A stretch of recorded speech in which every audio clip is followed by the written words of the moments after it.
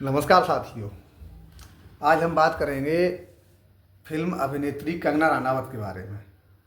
कंगना रनावत जिन्होंने इसी लोकसभा चुनाव में भारतीय जनता पार्टी के टिकट से हिमाचल प्रदेश के मंडी ज़िले से लोकसभा का चुनाव लड़ा और वो उसमें विजयी हुई। उसके बाद वो चंडीगढ़ एयरपोर्ट पर जब जा रही थीं तो उस समय एक सीआईएसएफ महिला जवान ने उनको थप्पड़ मार दिया और उस महिला का कहना ये था कि कंगना रनावत किसान आंदोलन में बैठी हुई महिलाओं को भाड़े पे 100 रुपए में आने वाली बिल्किस बानो टाइप महिलाएं बता रही थीं। और उस किसान आंदोलन में उस महिला जवान की माँ भी बैठी हुई थी। ये पूरा प्रकरण पिछले कुछ दिनों से social media, main stream media और यहाँ तक कि प्रिंट मीडिया में सब में सेंसेशन बना हुआ है। ये प्रकरण पिछले काफ़ी दिनों से चर्चित है और हम आज इसी के बारे में पूर्ण रूप से बात करना चाह रहे हैं। कंगना रनावत जो लगातार भारतीय जनता पार्टी के समर्थन में बनी रहती हैं, भारतीय जनता पार्टी ने उनको Z+ सिक्योरिटी दी। यहाँ तक कि कंगना रनावत उसी तरह से काम करती हैं जैसे कि भारतीय जनता पार्टी का कोई एक IT सेल का पर्सन हो। तो कंगना रनावत लगातार अपने ट्वीट्स से, अपने बयानों से, कमेंट्स से लगातार भारतीय जनता पार्टी का समर्थन करती रहीं। और उसी दौरान जिस समय किसानों के लिए 3 कानून बनाए गए तो किसानों ने उनका विरोध किया और उन कानूनों को वापस कराने के लिए किसानों ने दिल्ली में आकर धरना दिया। और वहाँ पर वो किसान जो धरने में आए, हरियाणा, पंजाब, राजस्थान, उत्तर प्रदेश आदि ज़िलों की, और उनके साथ साथ उनकी महिलाएं भी उस धरने में सम्मिलित हुईं। उस समय लगभग आज से 4 साल पहले कंगना रनावत ने ये ट्वीट किया कि इस धरने में जो भी महिलाएं बैठी हुई हैं वे सभी महिलाएं भाड़े की महिलाएं हैं, उन्हें 100 रुपये देकर बुलाया गया है। और ये जो धरना है ये पाकिस्तान से फंडिंग हो रही है इस धरने की, और ये लोग खालिस्तानी लोग हैं, ये खालिस्तान मूवमेंट के समर्थक हैं जो भी धरना दे रहे हैं। हालांकि बाद में मोदी सरकार उस धरने की वजह से बैकफुट पे आई और माननीय प्रधानमंत्री जी ने वो तीनों कानून जो किसानों के लिए बनाए थे वो वापस लिए और वो प्रकरण फिर शांत हो गया। और कंगना रनावत उसके बाद 2024 के लोकसभा चुनाव में मंडी से लोकसभा का चुनाव लड़ी। भारतीय जनता पार्टी की टिकट पर वो लोकसभा की सदस्य बनी, सांसद बनी। उसके तुरंत बाद ही वो चंडीगढ़ एयरपोर्ट से निकल रही थी। वहाँ पे एक महिला CISF जवान तैनात थी जो पंजाब की रहने वाली है और उसका नाम है कुलविंदर कौर।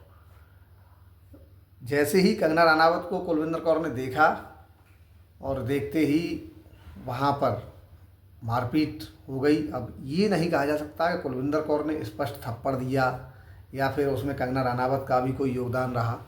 वहाँ जो भी प्रत्यक्षदर्शी होंगे उनको ज़्यादा पता है इसके बारे में। लेकिन थप्पड़ के बाद एक वीडियो वायरल हुआ जिसमें कुलविंदर कौर ये बोल रही है कि ये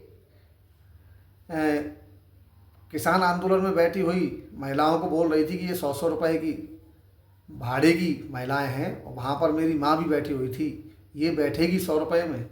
इस तरह का वीडियो एक कुलविंदर कौर का सोशल मीडिया पे वायरल है। ये तरीका किसी की बात से असहमत होकर उसको थप्पड़ मार देना, उसके साथ किसी भी प्रकार की हिंसा करना, ये बिल्कुल गलत है और हम इसका समर्थन नहीं करते हैं। इस जगह पर कंगना रनावत ने चाहे कुछ भी कहा हो, आप उनके विचारों से असहमत हो सकते हैं, परंतु उनके साथ हिंसा करना, वो भी एक सार्वजनिक स्थान पर, पब्लिक प्लेस पर उनको थप्पड़ मार देना बिल्कुल असंवैधानिक है। और इसके लिए कुलविंदर कौर को CISF द्वारा सस्पेंड कर दिया गया है। उनके खिलाफ एक जांच बिठा दी गई है, वो जांच चल रही है। जांच में क्या निकल कर सामने आता है उस पर फिर आगे निर्णय लिया जाएगा। हालांकि कुछ किसान संगठनों ने कुलविंदर कौर के सस्पेंशन का भी विरोध कर दिया है और वो इसके खिलाफ़ भी धरना दे रहे हैं। लेकिन ये धरना पूर्णतः गलत है, ऐसा धरना नहीं होना चाहिए, क्योंकि हमारे यहाँ लोकतंत्र है और लोकतंत्र में किसी को भी कानून अपने हाथ में लेने का अधिकार नहीं है। कुलविंदर कौर ने कंगना को थप्पड़ मारकर कानून अपने हाथ में लिया।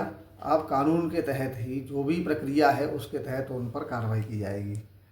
कंगना रनावत जो लोकसभा सांसद बनने से पहले एक अभिनेत्री थी, बॉलीवुड में इन्होंने काफ़ी फिल्मों में काम किया, लेकिन उन फिल्मों में इनकी पहली फिल्म गैंगस्टर जो हिट रही, उसके लिए इनको एक अवार्ड भी मिला, जो सर्वश्रेष्ठ डेब्यूट करने वाले एक्टर का अवार्ड था, वो इनको मिला। उसके बाद इनकी एक मूवी तनु वेड्स मनु जो काफ़ी हिट रही, उसने खूब सुर्खियाँ बटोरी। उसके बाद इन्होंने क्रिश 3 में भी काम किया, काया के रोल में दिखी। और बाकी जो भी मूवी रही वो इनकी लगभग सभी मूवी फ्लॉप रहीं। बाकी सभी फिल्में इनकी कोई ज़्यादा शोहरत नहीं कमा सकी। और जब इन्होंने देखा कि फ़िल्मों में इनका कैरियर ज़्यादा अच्छा नहीं है, ज़्यादा आगे नहीं बढ़ पा रहा है, तो इन्होंने भारतीय जनता पार्टी से अपने जुड़ना शुरू कर दिया और उससे जुड़ी। उसके बाद उन्होंने अपने राजनीति में कदम रख दिया। कंगना रनावत चूँकि उनका कैरियर एकदम अब अच्छे प्लेटफॉर्म पर पहुंच चुका है और मंडी की जनता ने उन्हें विजयी भव का आशीर्वाद दिया। हालांकि ये सब प्रकरण होने के बाद कंगना रनावत का एक वीडियो जारी हुआ जो स्वयं कंगना रनावत ने जारी किया। उसमें वो कह रही हैं कि पंजाब में जो आतंकवाद और उग्रवाद बढ़ रहा है उसे हम कैसे टैकल करेंगे। तो कंगना रनावत को पहले तो ये जान लेना चाहिए, किसी की बात से असहमत होकर किसी को थप्पड़ मार देना आतंकवाद नहीं है। आपके प्रति गुस्सा हो सकता है वो, आप उसे आतंकवाद कैसे कह रही हैं। ये पूर्णतः कंगना रनावत का एक राजनीतिक बयान है, क्योंकि पंजाब में 10 सीटों में से कोई भी सीट बीजेपी नहीं जीत सकी और उन्होंने वहीं पर एक अच्छा ट्रम्प कार्ड चल दिया कि पंजाब में आतंकवाद और उग्रवाद बढ़ रहा है। एक कोई लड़की है या महिला है जिसके अंदर आपके लिए गुस्सा है, उसके थप्पड़ मारने से पंजाब में आतंकवाद कैसे बढ़ गया। और पंजाब में आतंकवाद बढ़ा हुआ भी है, तो आप ही तो सरकार में हैं, कुछ प्रयास करिए। आतंकवाद को ख़त्म करने की जिम्मेदारी कोई राज्य सरकार की थोड़ी है, वो तो केंद्र सरकार की है, केंद्रीय बलों की है। और आप इस तरह का बयान देकर ध्रुवीकरण, जो कि चुनाव हो चुका था, उस ध्रुवीकरण का कोई फ़ायदा भी नहीं था, लेकिन कुछ मसाला मिल गया सोशल मीडिया वालों को उस बयान से कि ये आतंकवाद और उग्रवाद बढ़ रहा है। कंगना रनावत एक ऐसी महिला हैं जो अपने बयानों को लेके कभी भी कुछ भी नहीं सोचती हैं कि उनके बयान से क्या कुछ हो सकता है। उनके जो मुंह पे आए बस बीजेपी भक्ति में वो बोलना है।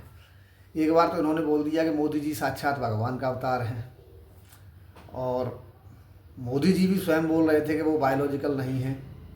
तो ऐसे लोगों को पहली बात तो जिस जनता ने इस वोट देकर लोकसभा सांसद बनाया है, तो उस जनता का क्या हुआ, अगले 5 सालों में वो भी रिजल्ट इन लोगों को मिल ही जाएगा। और ऐसी सरकार जो सिर्फ़ और सिर्फ एक पक्ष का दमन करती रहती है, उस सरकार से आप क्या उम्मीद करेंगे। भाई हम ही सरकार हैं और हम ही आतंकवाद को लेके बैठे रो रहे हैं कि आतंकवाद है वहाँ पे। इस आतंकवाद को ख़त्म करने के लिए कंगना रनावत को ही खुद अपनी सरकार से कहना चाहिए कि वहाँ कुछ एक्शन किया जाए जिससे आतंकवाद ख़त्म हो। ये आतंकवाद नहीं है, ये आतंकवाद है विचारों का।